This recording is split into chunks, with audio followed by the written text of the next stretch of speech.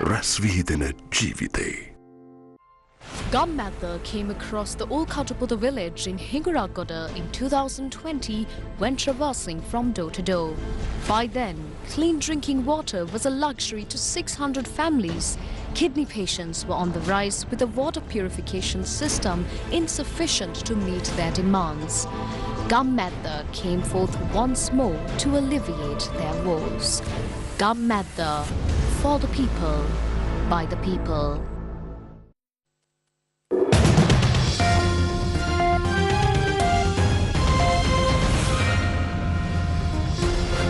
Hello there, very good afternoon and welcome to Lunchtime News here on TV1. For the News First team, I'm Naveksha Gunasekara. Let's start off by taking a look at your headlines. Journalist Chamudita's residence attacked.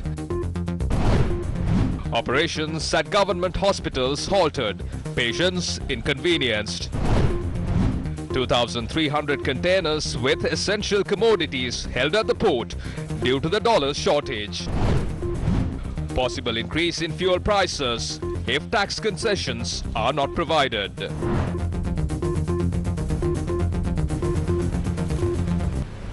In your top story this afternoon, a protest is being held opposite the Colombo railway station in line with the strike action carried out by health trade unions, citing several demands, including the removal of salary anomalies.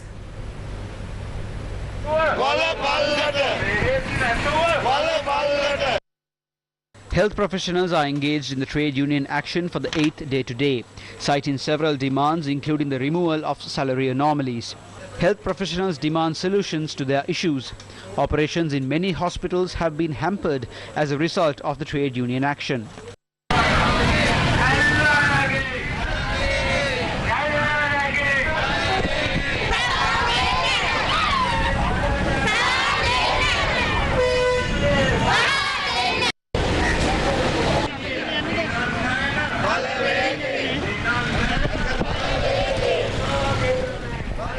Issuance of medicine, laboratory and radiology services as well as patient care services were halted at the government hospitals today owing to the strike action launched by the health trade unions. The strike action launched by the health trade union requesting solution to their salary anomalies and several other demands continues for the 8th day today. Due to the strike, the vaccination rollout as well as services by the public health inspectors have also come to a standstill today. The midwives have also refrained from engaging in their duties today. Patients were inconvenienced due to the strike action today as well. However, based on an order issued by courts, the nurses union did not engage in strike action today. ලබන ජයග්‍රහණයක් ඇති වැඩක් නෑ. ඉතින් මේක සම්පූර්ණ මිනිස්සුන්ගේ ජීවිතවලට බලපාන කාර්යයක්. අද මම උනත් ආවේ බෙහෙත් ගන්න. ඉතින් මේ බෙහෙත් ලබා නොගැනීම අතිශයින්ම ඛේදවාචකයක්. බෙහෙත් ගන්න කො බෙහෙත් ලියලා දෙනවා එච්චරයි. මොකද මුන්ට එන ගන්න ඕන කියන්නේ. කරපු අපරාධ බලන්න දැන් අවස් කීයද රක්ත දෙන්නේ? 7 වෙනිදා ආව 7 වෙනිදා නෑ. කොහොමද මේ ගම්පොලේ ඉඳලා එන්නේ? The Ceylon Petroleum Corporation has requested the Ministry of Finance to grant concessions for the taxes imposed on fuel imports or increase the prices of fuel given the prevailing economic situation. According to the Ministry of Energy, the CPC incurs a massive loss in continuing the sale of fuel at the current prices given the prevailing situation in the country. The Energy Ministry further pointed out that obtaining the required US dollars for importing fuel is also a challenge at present due to the lack of rupees. A high-ranking official at the Energy Ministry said there is an impending crisis in procuring fuel required to meet the domestic demand due to the shortage of foreign currency. Accordingly, the CPC has requested the Ministry of Finance to grant tax concessions for fuel imports or increase fuel prices. The Lanka IOC increased the prices of fuel effective from the 6th of February. Accordingly, a litre of octane 92 petrol was increased by 7 rupees to 184 rupees, while the octane 95 petrol was increased by 3 rupees per litre to 213 rupees. The Lanka IOC also increased a litre of diesel by 3 rupees to 124 rupees. The Essential Food Commodities Importers and Traders Association says that around 2,300 consignments of essential goods imported into the country are held at the Colombo port. Spokesperson of the association, Nihal Senaviratna, said the consignments held in this manner contains essential commodities such as rice, dal and sugar. He said steps will be taken to release commodities such as big onions and potatoes as soon as possible. The shortage of dollars has hindered the process of releasing the containers. Senaviratna further noted that during the discussions held with officials from the Finance Ministry, it was announced that measures will be taken to release the containers as soon as possible.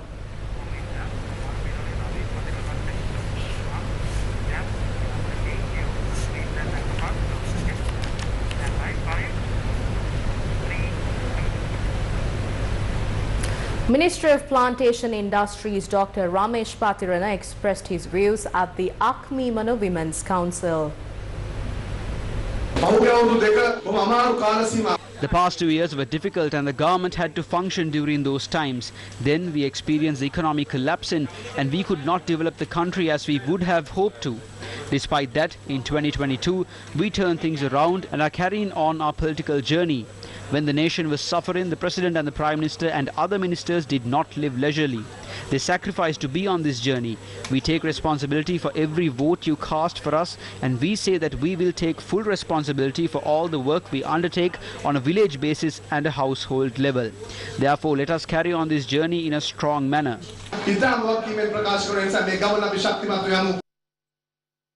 A tense situation arose during an attempt made to remove several stalls in Devatavalla, Galle. They removed our stalls all of a sudden. What is the government doing? Is it fair to remove our stalls just because the President is visiting Galle? This is the job we have been doing for the past 17 years. The President might not know, but it is your authorities who are doing this. Look at what they are doing. They are removing our stalls and planting trees. This is a very absurd administration. Did we vote for you to only make your lives better? The Coast Conservation Department is removing these 8 stalls based on the promise that they will build new stalls to compensate for them. The Galle Municipal Council had previously built new stalls compensating the Kotuvalla fishery stalls before removing the temporary stalls. The traders expressed their displeasure at the removal of their stalls without providing them an alternative option. How will we live if these were taken away from us? How will we eat? Please try to understand this. Do not do things like this for us. We're also humans.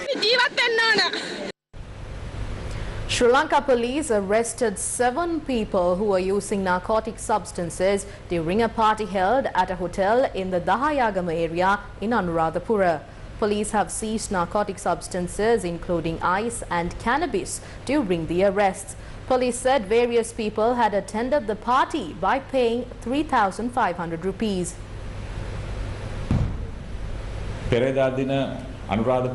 7 suspects with narcotic substances in their possession were arrested at an event raided by the Anuradhapura Divisional Crime Investigation Unit the day before yesterday. Several narcotic substances were also seized. On the same day, a Facebook party in Kandy was also raided.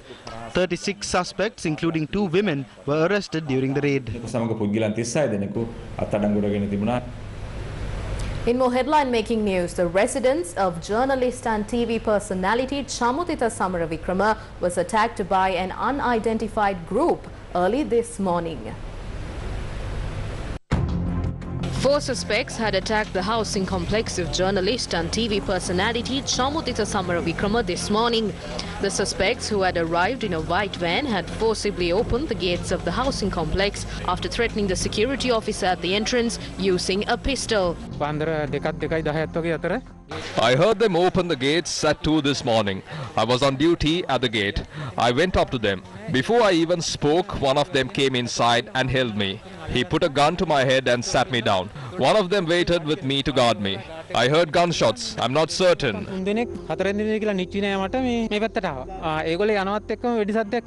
The unidentified group of men had proceeded to Chamutita Samaravikrama's residence and attacked it with stones and human waste, causing considerable damage to the residence.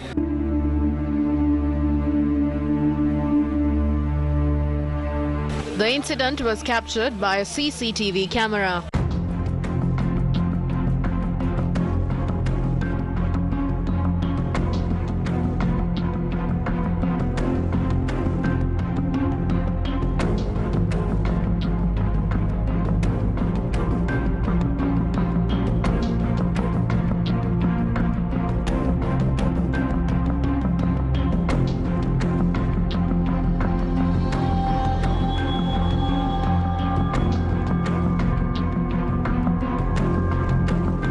නින්දේ හිටියේ මාත් බෙරිඳත් දියණියත් ලොකු ශබ්දයක් ඇහෙන්න ගත්තා. ඊට පස්සේ I was sleeping. My family heard a loud noise. With the noise, we heard something landing on the roof of the house. We opened the door of the roof and switched on the lights. After we switched on the lights, the noise died down. We then saw the damages caused by stones. Glasses have been completely shattered. We smelled the feces that was thrown. Beside the stone attack, we heard the gunshots. I phoned 119 immediately. ඇහෙන්න ගත්තා. නිකම් යම් සැකයක් මම දැකපු දේවල් එක්ක 119 කතා කරලා තමයි මං හිටියේ. මේ වගේ දේවල් වෙද්දී I have 2 small children. They were extremely scared when this happened. We don't know who is behind this. කවුද මේක කළේ කියන්න. Piliandala police had arrived and commenced investigations at the housing complex.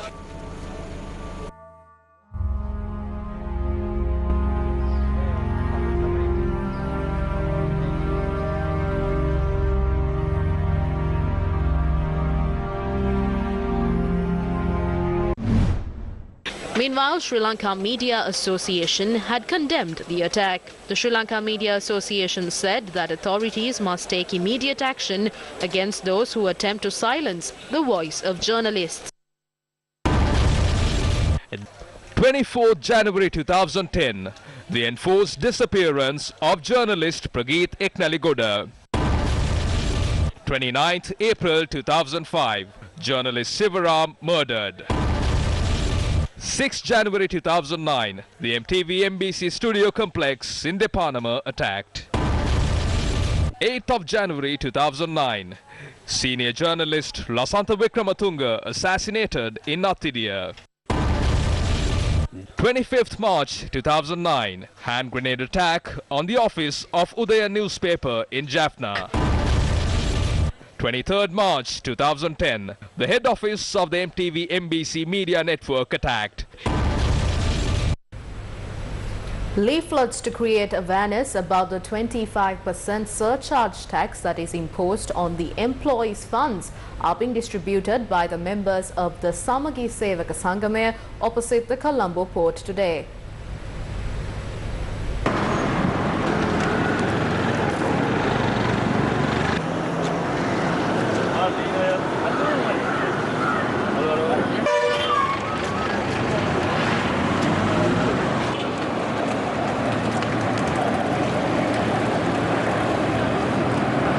ජීවත් වෙලා ඉන්න කාලෙත් අපි බෙහෙත් පෙත්තෙන්ද අපේ ගෑස් එකෙන්ද හැම දෙයක්ම අපි බදු ගෙවනවා. During our lifetime, our tax money was spent on medicine and gas. We are inviting the general public to join hands with us in our efforts to oppose this taxation of the biggest fund in the country that provides us security when we retire. මේ වෙනුවෙන් විරෝධය පාන්න අපිත් එක්ක එකතු වෙන්න කියලා ආරාධනා කරන්නේ. එන්නේ. EPF එකටයි ETF එකටයි ඉස්සෙල්ලාම ගැහුවේ 2017 ගෙන. They touched on the EPF and ETF in 2017 when they brought in an amendment to the Inland Revenue Act. At that point, the tax was increased to 14% from 10% by the Good Governance government in taking an additional tax of 4% every year compared to Mahinda Rajapaksa's government. Now what we have done is obtaining a surcharge from the organizations earning a profit of more than 2 billion rupees. This will not be obtained every year, it is only one time. So EPF also falls under this section. The act has been challenged at the judiciary and has been discussed among the ruling party members as well. When it is being presented to the parliament, we can debate about it and provide our views to the Minister of Finance. වට ලක් වෙලා තියෙනවා. මේක පාර්ලිමේන්තුවට ඉදිරිපත් වෙද්දී අපිට පුළුවන් ඒ ගැන තවත් විමසලා සාකච්ඡා කරලා මුදල් ඇමතුමාට අදහස් ඉදිරිපත් කරන්න.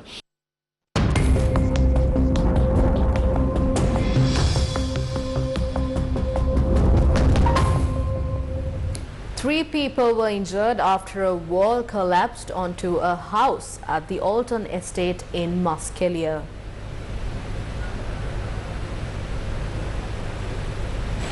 The side wall had collapsed around 4:30 p.m. yesterday owing to heavy rains. A 60-year-old and his daughter and grandson, who were covered under the debris, were rescued by area residents. They are currently receiving treatment at the Muskelia hospital. The woman and her son had been sent to the Dikkoya base hospital for further treatment.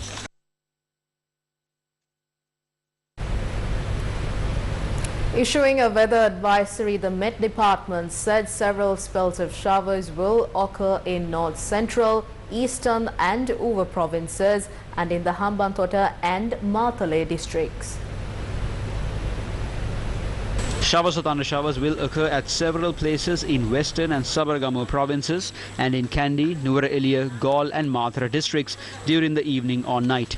Fairly heavy showers above 75 millimeters can be expected at some places in Ratnapura, Nuwara Eliya, Kalutara, Galle and Mathura districts. Misty conditions can be expected at some places in western, Sabaragamu and central provinces and in Galle and Mathura districts during the morning. The general public is kindly requested to take adequate precautions to minimize damages caused by temporary localized strong winds and lightning during thunder showers. A petition was filed with the Supreme Court challenging the Prevention of Terrorism Amendment Bill that was produced in Parliament to amend the Prevention of Terrorism Act. The special petition seeks a Supreme Court ruling that the bill violates the Constitution of Sri Lanka. It was filed by Dr. Pakyasorthi Sarvanamuthu of the Centre for Policy Alternatives. The petition notes if the bill is to be passed as a law, it needs to be passed by a two-thirds majority in Parliament or by a referendum. Moving on to news overseas, Ukraine has called for a meeting with Russia and other members of a key European security group over the escalating tensions on its border.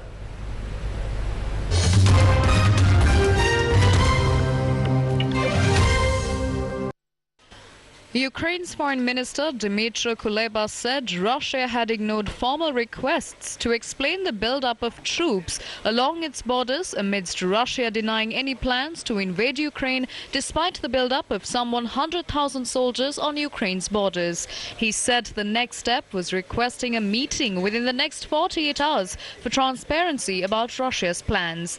But some Western nations have warned that Russia is preparing for military action, with the US saying Moscow could begin with aerial bombardments at any time. More than a dozen nations have urged their citizens to leave Ukraine, and some have pulled embassy staff from the capital. Foreign media reported that the US is preparing to withdraw all its personnel from Kyiv within the next 48 hours. Russia contends that its build-up of troops along the Ukraine border is its own concern within its own territory. Yesterday, senior foreign policy officer Yuri Ushakov characterized the US warnings of imminent invasion as hysteria has reached its peak. Meanwhile, UK Prime Minister Boris Johnson's office says that they will make a fresh diplomatic push in the coming week as part of efforts to defuse the Ukraine crisis. The statement comes amidst the Ukraine calling for a meeting with Russia and other members of a key European security group over the escalating tensions on its border. The statement from Downing Street said that Johnson will hold talks with other world leaders and is particularly keen to talk to the Nordic and Baltic countries. The Prime Minister's office also said that all the information they have suggests Russia could be planning an invasion of Ukraine at any moment. A total of 20 million voters today will decide the electoral fate of 586 candidates in the fray in the second phase of the election to 55 assembly seats in Uttar Pradesh. Elections in the Indian state of Uttar Pradesh began last Thursday and stakes are high. The bellwether state has long reflected broader sectarian tensions, and the upcoming polls coincide with the midway point of Prime Minister Narendra Modi's second term in office. Modi has also faced criticism over his administration's handling of the pandemic, which has so far led to more than 500,000 deaths and healthcare workers reporting a collapse in the system. There also remains concerns about India's Muslim minority. Under the BJP's watch, Uttar Pradesh, disinformation and hate speech towards India's Muslim minority have soared.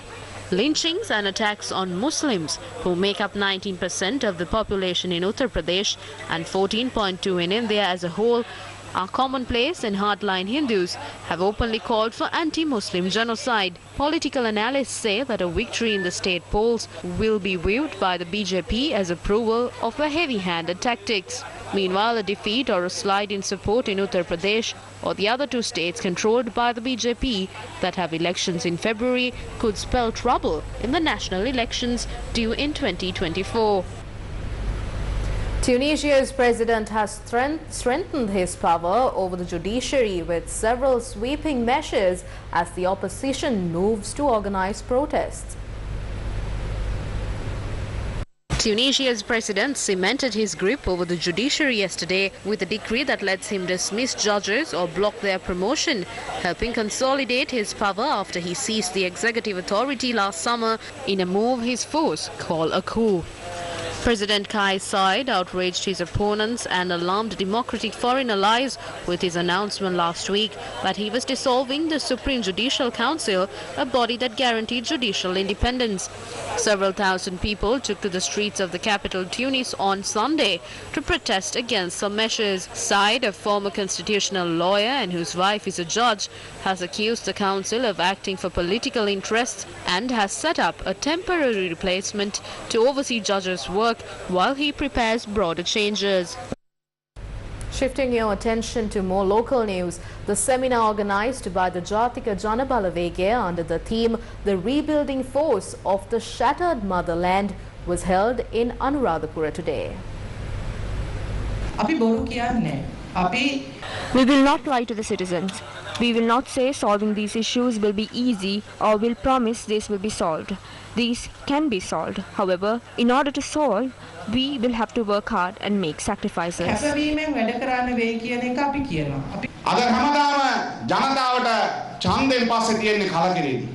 Now after an election, the people are fed up. After an election, what people had to think about is them being deceived. Now action of the government has impacted the farmers. At a time when the farmers are helpless, the government has taken measures to tax the hard-earned money of the people.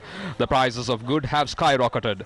Racketeers are released from court cases. The ones who looted from sugar are free from any legal action. The funds that should go to the treasury is distributed among their friends. They tax the people. On the other hand, they bring in acts to loot the money from the EPF. Now the government is preparing for it. The government is acting in a manner where people have a new problem every single day.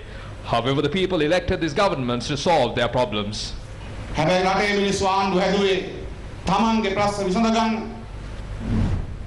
Farmers are rendered helpless due to the fertilizer crisis in the country. What is seen in Udunuwara Halyala are crops that have turned yellow. The farmers in Galmatiava in Kantale are reaping their harvest. However, they claim the yield has reduced by 50% due to the fertilizer crisis. And that's a wrap of Lunchtime News here on TV1. Thank you for joining. You can always visit our website, that is www.newsfirst.lk, for all these stories and much more. For the News First team, I'm Naveksha Gunasekara, along with our producer Sanita Sena Naika. Here's wishing you a happy Valentine's Day.